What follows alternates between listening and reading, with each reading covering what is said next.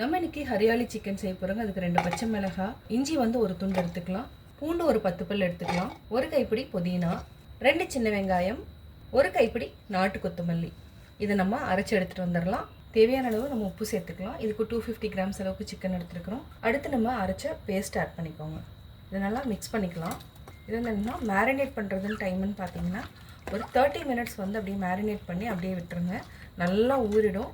அதுக்கப்புறம் நம்ம தாளிச்சுக்கலாம். நம்ம ஒரு இரும்பு கடாய் வச்சுக்கலாங்க. இதில் 3 டேபிள் ஸ்பூன் அளவுக்கு ஆயில் விட்டுக்கலாம்.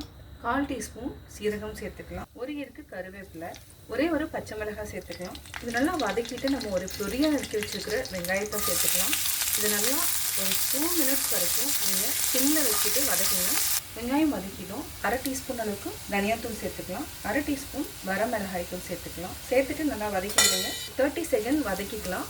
30 மினிட்ஸ் மேரினேட் பண்ணி வச்சுருக்கிறோம். இந்த சிக்கனை ஆட் பண்ணிக்கலாம். நல்லா மிக்ஸ் பண்ணிவிடுங்க.